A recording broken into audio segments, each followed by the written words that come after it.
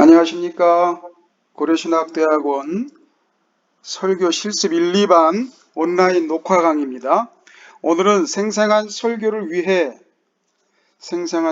위해라는 제목으로 강의합니다. 코로나19가 많이 극복되나 싶었는데 다시 이태원 클럽발 집단 감염을 넘어서 대유행 조짐을 보이고 있어서 우리가 어떻게 될지 알 수가 없지만 하나님 앞에 우리가 받은 사명을 감당하는 것입니다. 우리가 설교 훈련 잘 받아서 하나님의 말씀에 살아있는 생생한 말씀의 봉사자들이 되는 것이 저와 여러분의 사명인 줄로 생각합니다. 자, 생생한 설교 어떻게 해야 되느냐? 생생한 설교를 하기 위해서 무엇이 필요할까? 생생한 설교라고 제가 썼는데 생생한 설교의 반대말 뭐예요? 생생한 설교의 반대말 진부한 설교, 생생하지 못한 설교, 진부한 설교, 또 좀 뭐랄까 보링한 설교, 이런 설교와 좀 반대되는 생생한 설교 어떻게 하면 좋을까? 생생하게 말을 해야 되겠죠. 생생하게 말을 해야 되는데 이 생생하게 스피킹 한다는 게 쉽지가 않습니다. 선천적으로 또는 어떤 계기에 의해서 기본적으로 스토리텔링을 잘 하는 사람들이 있습니다. 이야기를 잘 하고 다른 사람이 똑같은 이야기를 하는데 그분이 이야기하면 귀에 쏙쏙 들리고 잘 들리고 재미가 있는 그런 분들이 있어요. 그런 분들은 정말로 감사해야죠. 타고난 그 무엇인가가 있죠. 그러면 그렇지 못한 사람들은 어떻게 하느냐? 그렇지 못한 사람들 어떻게 해야 됩니까? 훈련해야 됩니다. 그 생생하게 재미있게 신나게 이야기한다고 해서 그 하나님께서 그분을 통해서 설교의 역사를 일으킨다라고 하는 그런 등식은 없습니다. 그렇지만 분명한 것은 그렇게 생생하게 이야기를 잘하는 말 자체가 언어 자체가 남에게 이야기할 때 생생하게 잘하는 분들은 참 감사한 일이고 부러운 일이죠. 그러나 그렇지 못한 보통 평범한 우리와 같은 사람들은 어떻게 해야 되느냐? 훈련하면 됩니다. 그 훈련하는 중에 가장 좋은 방법이 바로 글쓰기입니다. 원고 쓰기. 생생한 설교를 위해서 우리가 평범한 저와 여러분 같은 사람들이 훈련할 수 있는 아주 귀한 도구이자 그리고 방법은 무엇이냐? 설교 원고를 생생하게 쓰는 겁니다. 설교 원고를 생생하게 쓰는 겁니다. 그래서 생생한 첫째로 생생하게 말을 해야 뭐 재미있게 좀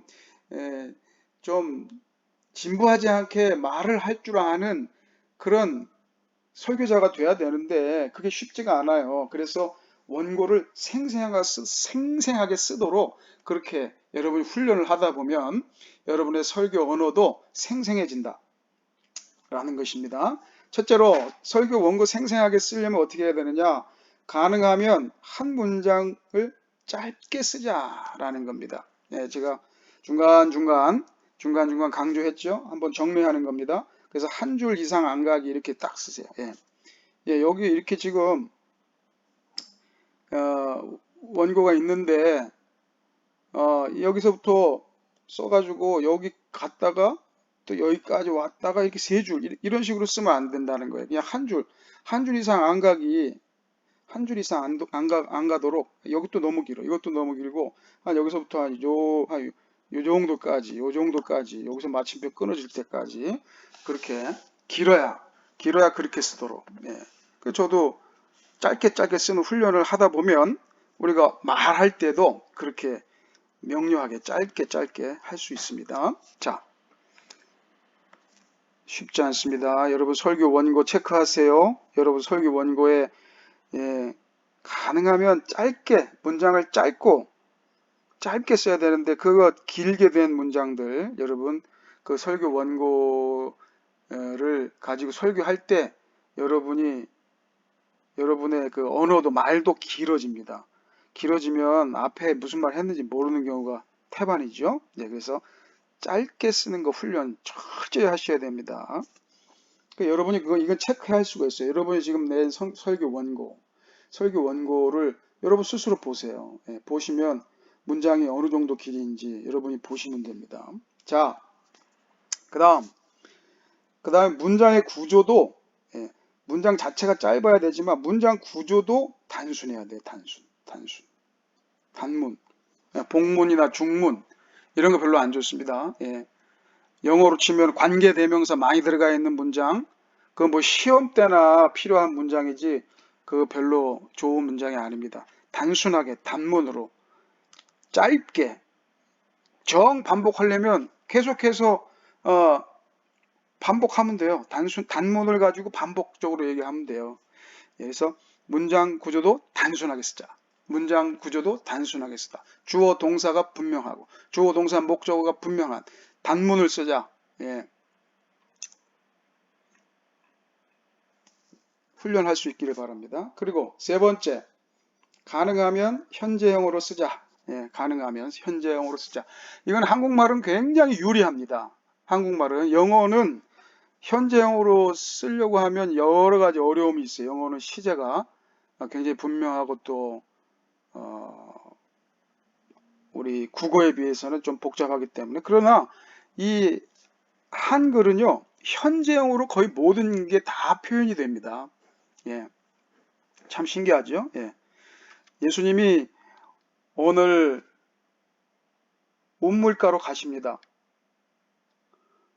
현재형으로 얘기해도 의미 소통에 아무 문제가 없어요.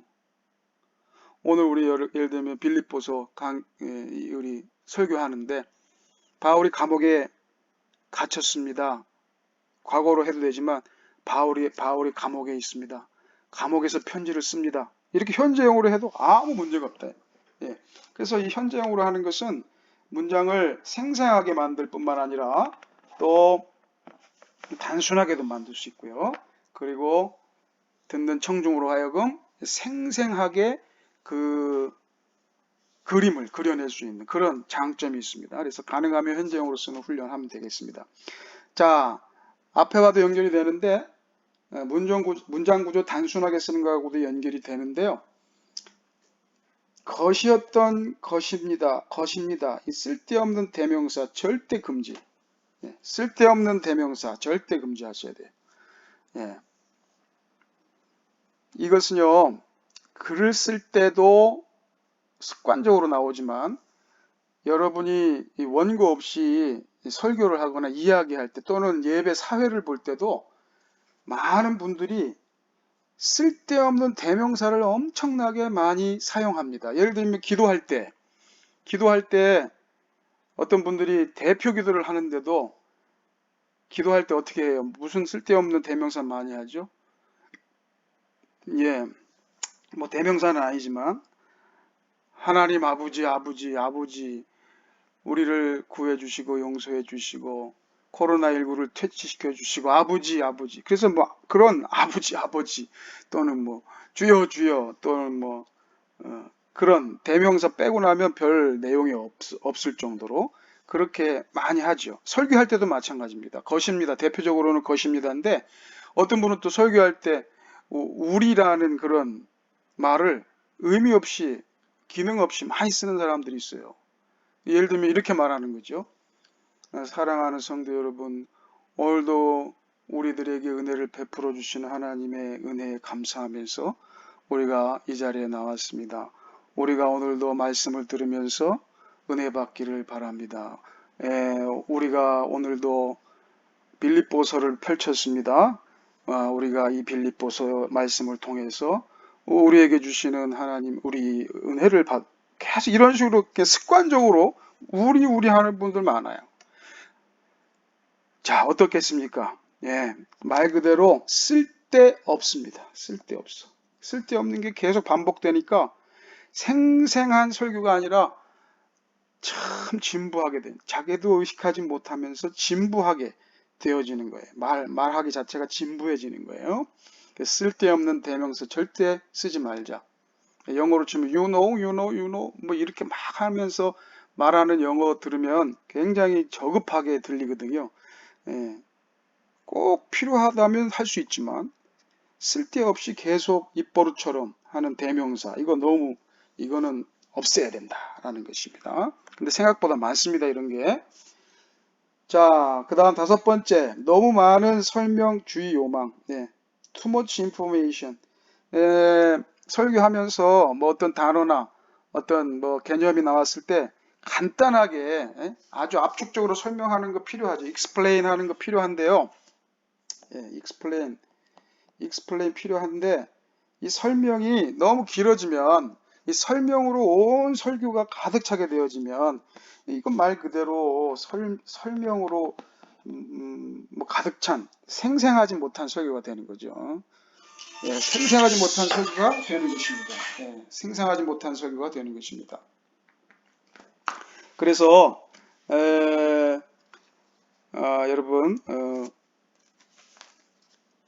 너무 많은 설명 이거 좀 자제해야 된다. 그리고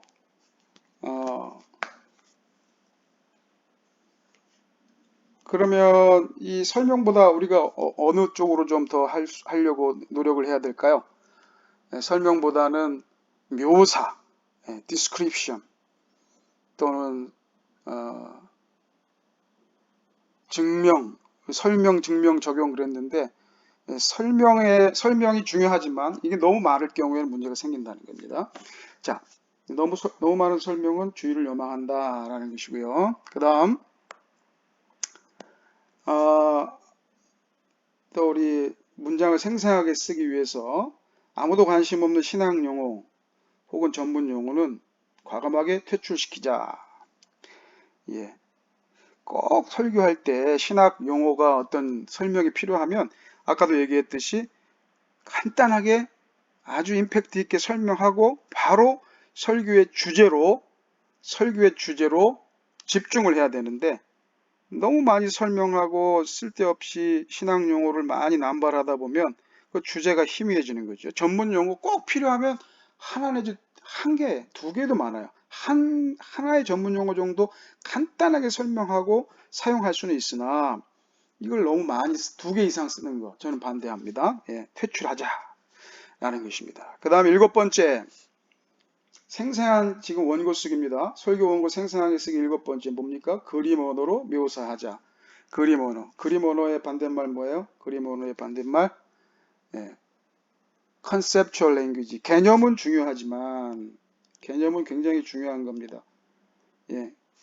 은혜의 개념, 구원의 개념 굉장히 중요한 거지만 설교의 언어 자체가 이 개념으로 된 개념 언어로 가득 차게 되면 문제가 생기는 거예요. 개념 언어보다는 이 개념을 그러니까 어떻게 설명해야 되겠어요? 개념을 그림 언어로 묘사하는 게 중요합니다. 그림 언어로 묘사, description. 아까 explain하고 좀 상징력, symbolic language로 묘사하는 게 필요합니다. 그래서 이게 훈련을 많이 하셔야 됩니다. 훈련을 많이 하셔야 뭐 강의에는 어쩔 수 없이 이런 개념 언어들이 많이 쓰지만 설교할 때는 이 그림 언어로 묘사하는 이 훈련을 여러분이 많이 하셔야 된다라고 하는 것입니다. 자, 8번째. 상투적 설교 표현은 상투적 설교의 생생하지 못한 설교의 지름길이죠. 상투적 설교 표현 여러분 어떻습니까? 상투적 설교 표현 어떤 게 있습니까? 많죠. 상투적 설교 표현. 설교할 때 상투적으로 하는 표현이 많습니다. 아무 생각 없이 그냥 남들이 하니까 나도 하는 표현. 그런 표현들은 상투적 설교의 지름길이다. 꼭 해야 된다고 하면 설교 한 편에서 한 번 정도 그냥 남들이 하는 표현 할 수는 있겠지만 그것이 2번, 3번만 되면 벌써 상투적이 된다 이 말이죠. 상투적이 된다. 자, 그래서 상투적인 표현 하지 말고 이게 상투적인 표현 안 하려면 어떻게 해야 돼요? 원고 쓰기 훈련을 하셔야 됩니다. 자, 그 다음 신조어도 적절하게 사용하면 약이 된다 그랬습니다. 신조어. 요즘에 나와 있는 그런 언어들 여러분이 더 잘 알죠? 이런 거는.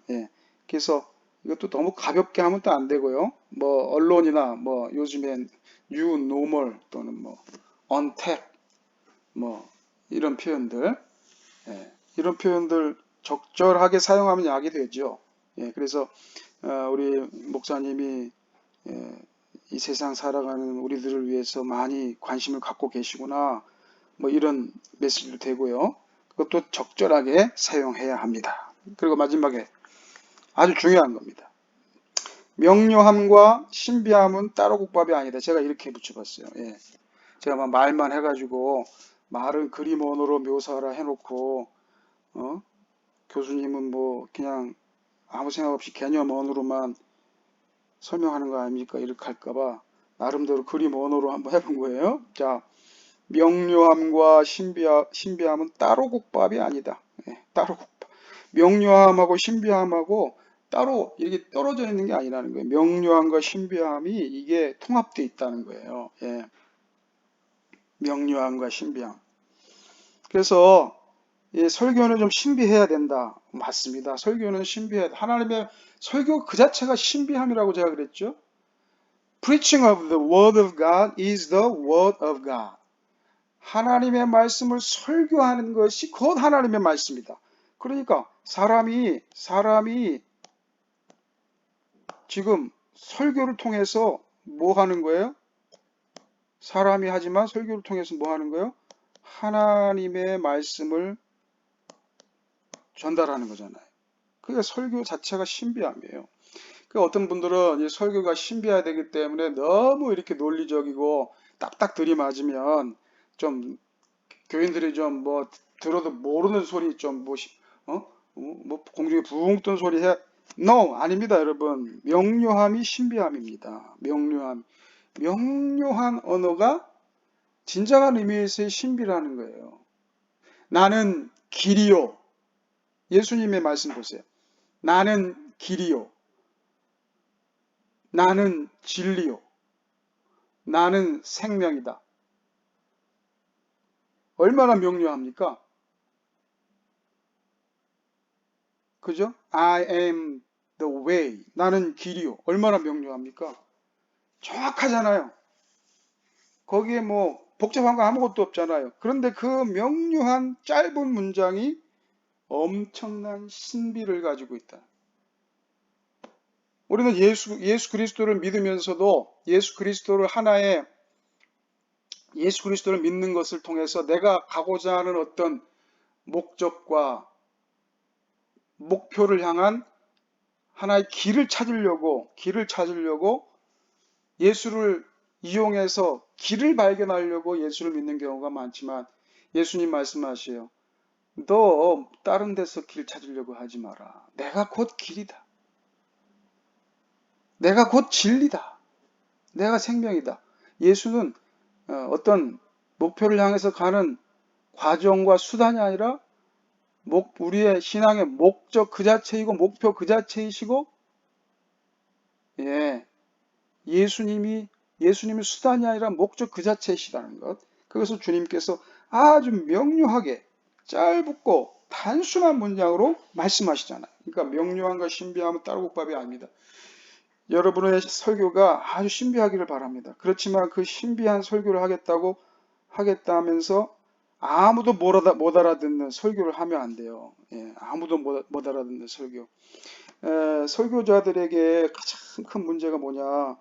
설교자가 설교를 많이 했는데 일단 그 설교가 뭐 좋다 나쁘다를 떠나서 알아들을 수가 없는 거예요. 뭐라고 하는지를 모르겠는 거야. 답이 없는 거예요. 답이 없는 거예요. 뭐라고 주제가 없고. 그래서 제가 주제를 강조하는 거예요. 설교의 주제가 없고 설교의 목적이 불분명하고 그 다음에 대지와 대지가 연결이 되지 아니하고 대지와 설교가 연결이 되지 아니하고 주제가 없는다는 말과 또 일맥상통하는 건 뭐예요? 주제가 너무 많아. 3개 이상. 주제가 너무 많아. 토주가 너무 많아가지고 무슨 얘기했는지를 모르는 거예요. 자, 이런 것들이 설교를 생생하게 하지 못하고 설교를 진부하게 만들고 상투적으로 만들고 하는 그런 습관들을 고쳐야 된다. 이거를 어떻게 고칠 수 있다고요?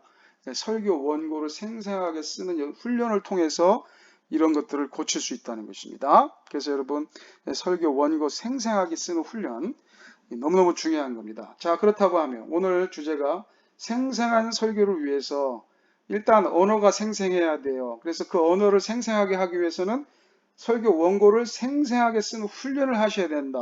이렇게 말씀을 드렸습니다. 그렇다면 또 생생한 설교를 위해서 그럼 또 어떻게 하면 되느냐? 생생한 설교를 위해서 생생한 구조가 중요합니다. 생생한 구조. 예. 설교 언어가 생생해야 되고 설교의 구조가 생생해야 돼요. 그래서 오늘이죠. 목요일입니다. 목요일. 제가 이것을 목요일 설교 실습 우리 실시간 강의 이후에 이제 올릴 건데요. 오늘 이 목요일 날 우리 원우 중에 한 분이 이 설교의 구조를 4페이지 설교 구조로 써서 원고를 써서 설교한 분이 있습니다. 그래서 제가 잠깐 좀 소개를 여러분에게도 할 필요가 있을 것 같아서 소개를 합니다. 스콧 윌슨이 4페이지 4페이지 설교 이렇게 해서 책을 냈죠. 그래서 뭐 번역돼 있고 언제든지 여러분이 도서관에 가든지 또는 뭐 구입할 수가 있습니다. 그래서 여기에 이제 이 4페이지의 이 설교 구조를 그가 우리에게 소개시켜 줬는데요. 크게 보면 이렇습니다. 예. 1페이지, 페이지 1에는 trouble in the text. 예. 본문에서 trouble, 문제, 갈등을 찾아내는 거죠. 예. 갈등을 찾아내는 겁니다. 이 페이지는 trouble in the world. 예. 이 페이지는 trouble in the world.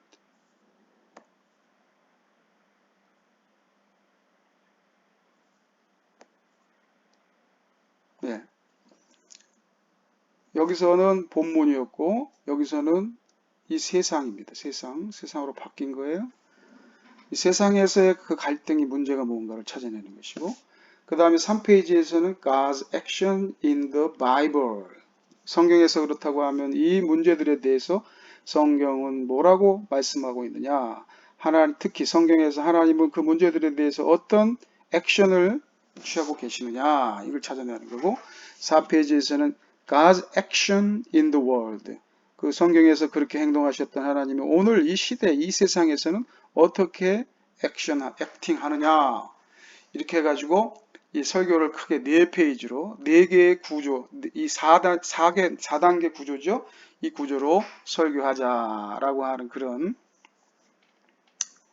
간단하게 설명하면 그런 내용입니다. 그래서 이렇게 좀 이런 설교 구조를 이렇게 책을 쓰고 또 우리가 관심을 갖고 이렇게 훈련하고 제가 3대지 설교도 생생하게 하기 위해서는 뭐가 필요하다 그랬어요? 생생하게 하기 위해서는 주제가 분명해야 되고 목적이 분명해야 되고 대지와 대지를 연결하는 전환 문장과 그 다음에 대지와 대지 사이 연결고리, 논리적 연결고리가 있어야 이 생생한 구조, 진부하지 아니한 구조가 될 수 있다. 이렇게 말씀을 드렸고요.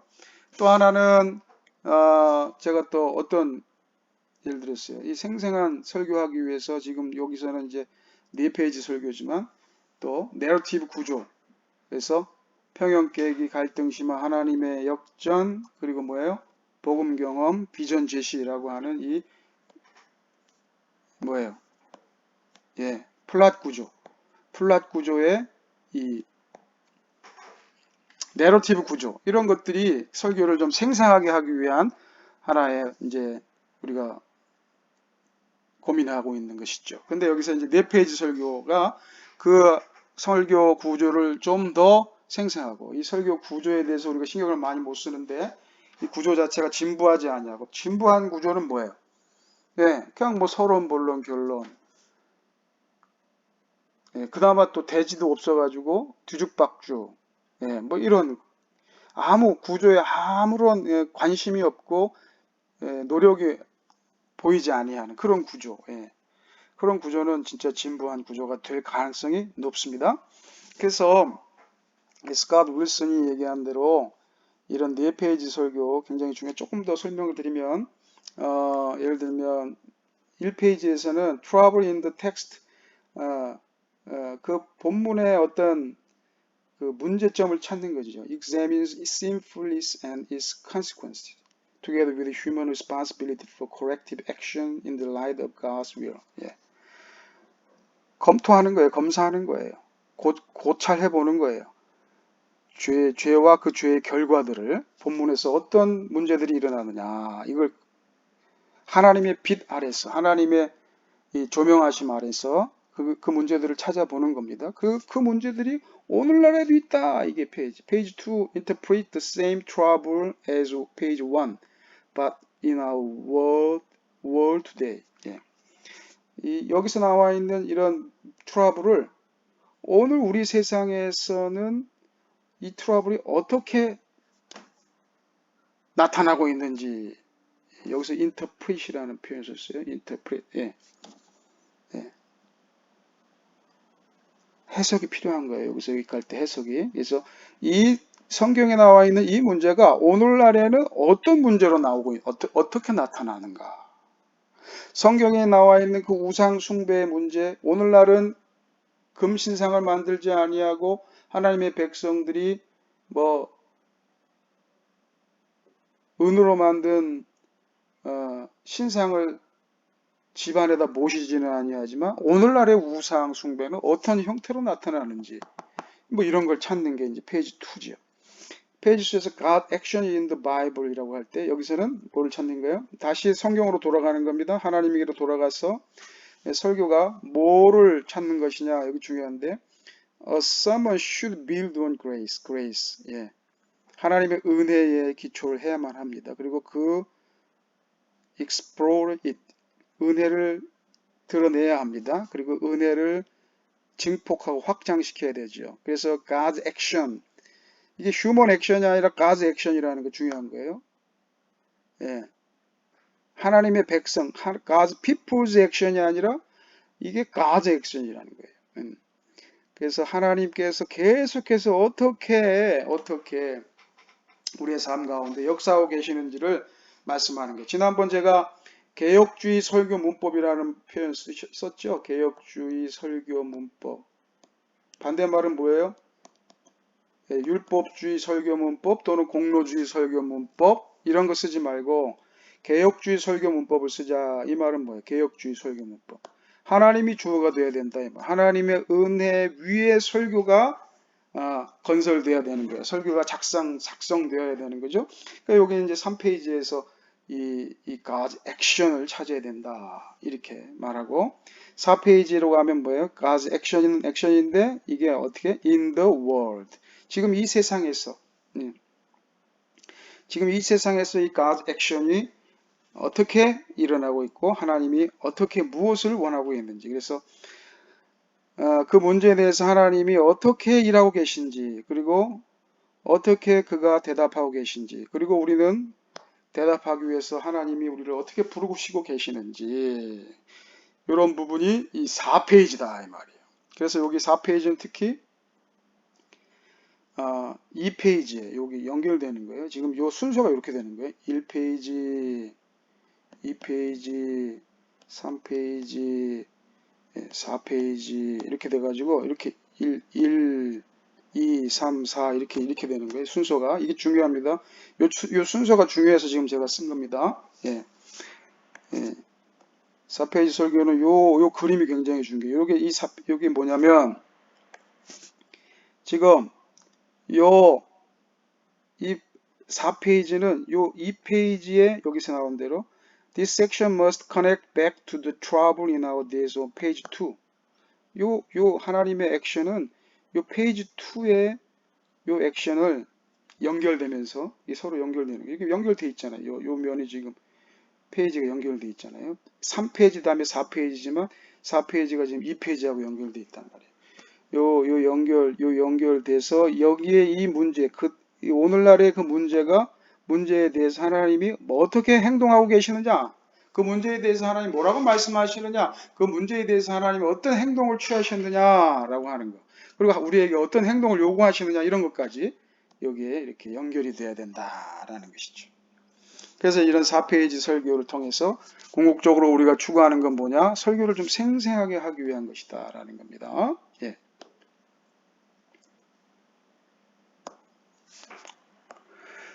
자, 그렇다면 여러분 질문이 하나 있을 수도 있어요. 뭐냐?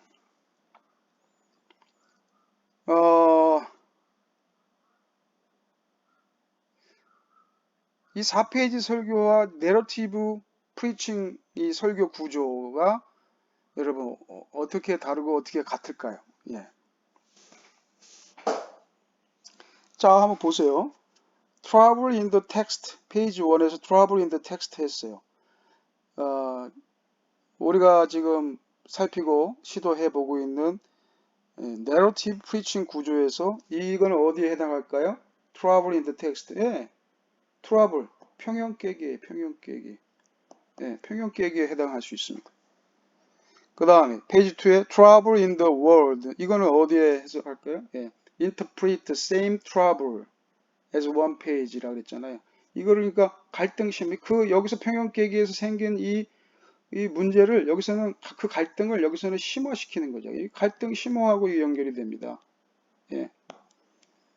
그 다음에 여기 페이지 3에 God's action in the Bible. 성경에서 하나님의 액션. 이건 뭐하고 연결될까요?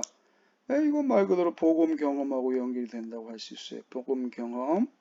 예, 복음 경험. God's action. 그 다음에 God's action in the world. 이거는 바이블이고 in the world.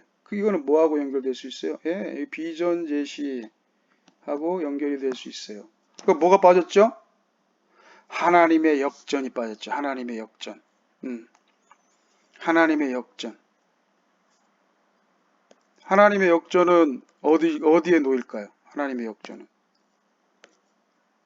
하나님의 역전. 평형계의 갈등 심화, 하나님의 역전이 있고 복음교훈 비전 제시가 있어야 되는데 이 4페이지 설교에는 지금 하나님의 역전이 없어요. 4페이지 설교에는. 하나님의 역전은 어디에 있어야 될까요? 네, 하나님의 역전은요.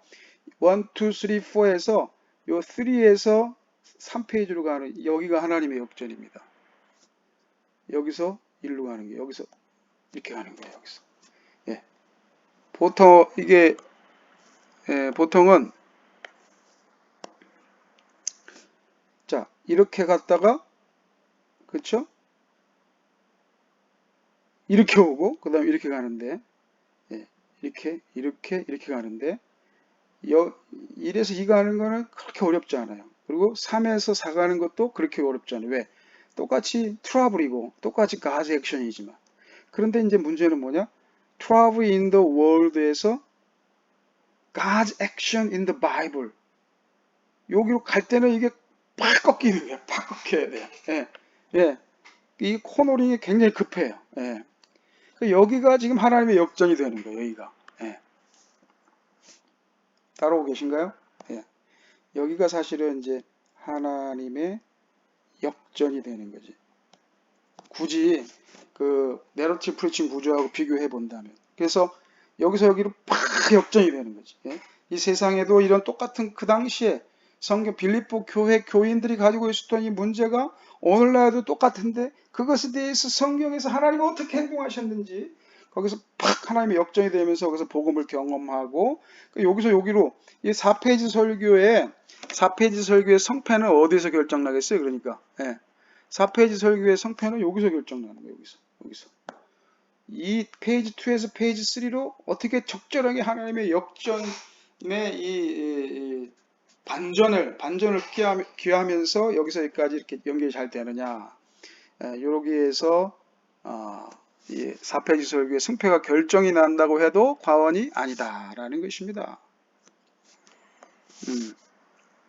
관심 있는 분들은 참조를 하십시오. 그리고 또 한 가지 여러분이 4페이지 설교를 하면서 생각해야 될 것은 이제 이렇게 해놓으니까 이제 월요일은 Trouble in the Text 이거 찾고 화요일은 Trouble in the World 찾고 수요일은 God's Action in the Bible 찾고 목요일은 God's Action in the World 찾고 그래서 금요일날 이거 4개 다 합쳐가지고 설교 준비 서론 결론 만들어가지고 원고 쓰고 그 다음에 토요일날 기도하고 주일날 전하자 이제 이렇게 하는데 뭐 맞습니다. 맞는데 우리가 한 가지 놓칠 수 있는 것은 무엇이냐면 여기서 트러블 인 더 텍스트를 찾아내고 그것을 어떤 로고스적인 측면에서 연구해서 찾아내는 것에서 그치면 안 돼요.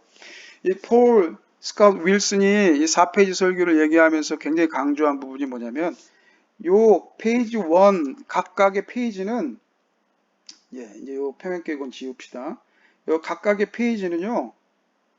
요거는 리포트 또는 논문의 1페이지, 2페이지 수준이 아니라 요 1페이지라고 할 때 요 1페이지는 뭐냐? 응? 이거는 우리말로 하면은 시니에서 영화의 한 장면이에요. 장면. 원 페이지가 넘버 원. 예? 1장면, 1씬, 2씬, 3씬, 4씬. 그러니까 요 페이지 1이 하나의 트러블 인 더 텍스트를 드러내는 하여튼 영화의 한 장면 같은 역할을 하는 거라는 거예요.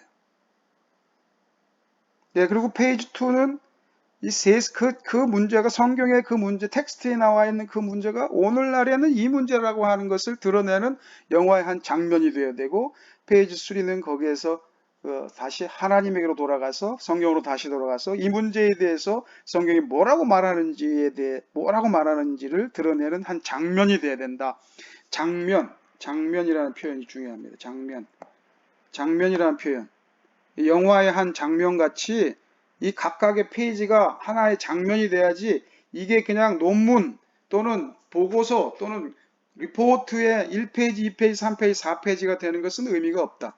각각의 페이지가 영화의 한 장면같이 되는 거예요. 장면같이. 무슨 말인지 아시겠죠? 그래서 이게 다 연결이 돼서 영화의 한 장면이 영화가 어떻게 됩니까? 영화가 처음에 시작해서 끝에 가면 맨 끝 장면을 보면 뭐가 생각나는 거야? 처음에 그게 생각나는 거야. 1장면이 생각나고. 이게 다 연결이 되는 거지, 이렇게 서로. 이 장면 1은 장면 2의 논리적으로 가지만 또한 장면 1과 장면 3은 또 이렇게 연결이 되는 거예요, 이렇게. 그러면서 이게 하나의 생생한 구조가 되는 거예요. 그러니까 제가 강조하고 싶은 것은 무엇이냐?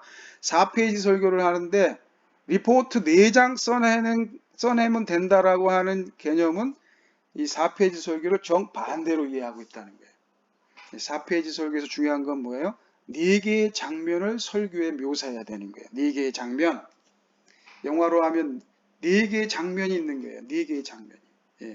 에피소드 4개가 있는 거예요. 그래서 이것이 서로 유기적으로 연결되면서 거기서 가장 중요한 게 뭐라고요? 장면 2와 장면 3이 크게 연결이 돼야 돼. 이게. 여기가 어려운 거예요. 이게 연결이 되면서 여기서 하나님의 역전이 일어나면서 생생한 설교의 구조가 되고 그것들이 생생한 원고 쓰기와 합쳐져서 생생한 설교가 된다라고 하는 것입니다. 그래서 여러분 오늘 우리 원우 중에 한 분이 4페이지 설교 구조를 통해서 설교를 했는데 굉장히 도전적이고 첫 술에 배부를 리가 없죠. 첫 술에 배부를 리가 없죠. 한번 해봤는데 별로다 해서 포기하시지 마시고 역시 그래서 이 4페이지 설교도 우리가 지금 얘기했던 이 뭡니까?